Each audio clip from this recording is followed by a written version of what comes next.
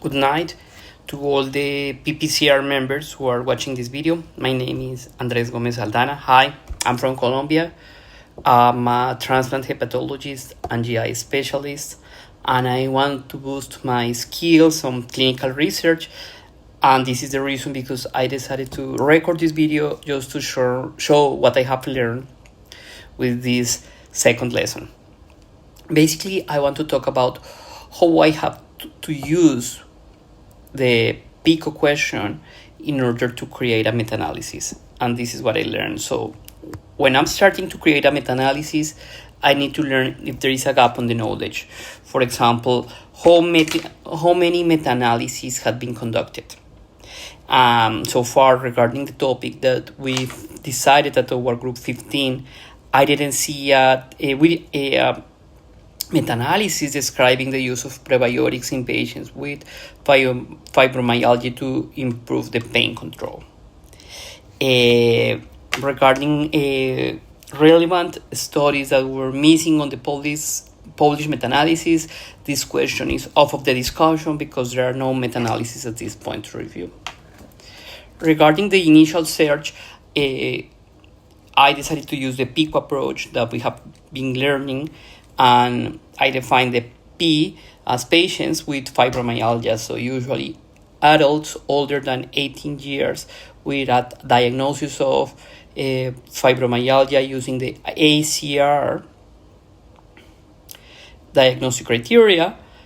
In terms of the intervention, I decided to use the probiotics with different type of strains like Bifidobacterium, BSL number 3, Lactobacillus.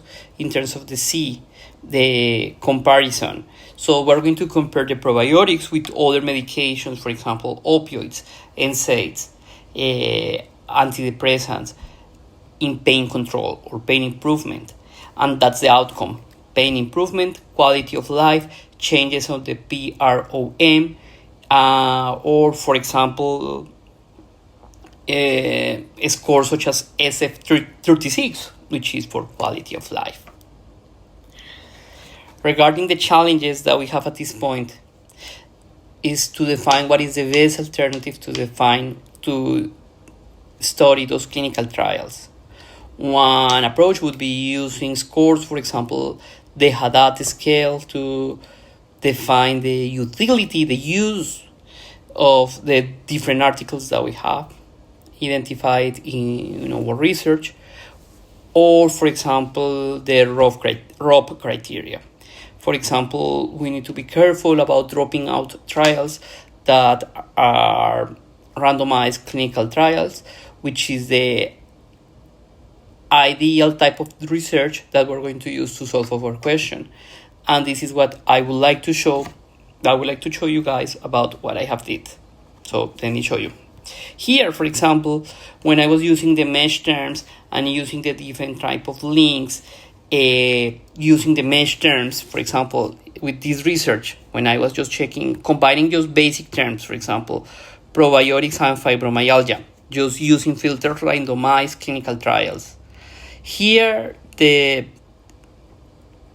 database pulled out around 4 articles, but all of them RCT, randomized clinical trials.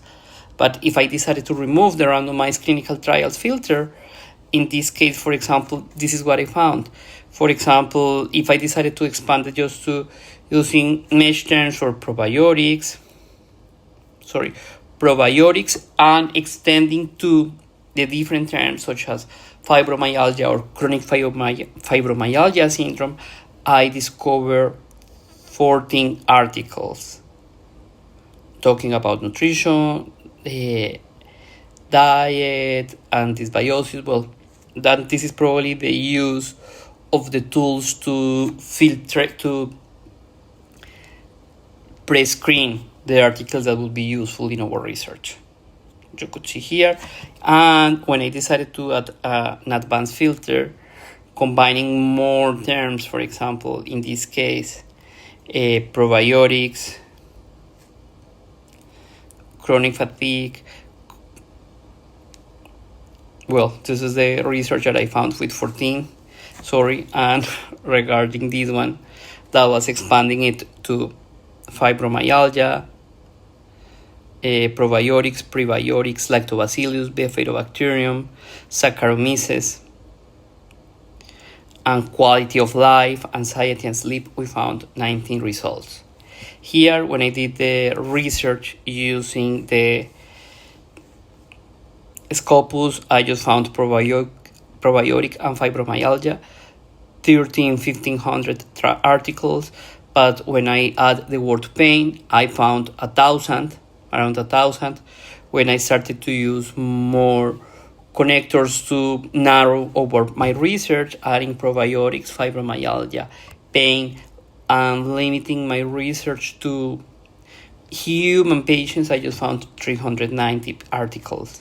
Just starting, for example, using Google Academic, just using prebiotic, Google Scholar, prebiotic, and probiotic and fibromyalgia, I just found more than 10 articles. So this is my approach that I've been doing so far. Basically, my interest is to continue refining my skills, and I hope that I could learn from your feedback, guys. Thank you and have a great day. Bye.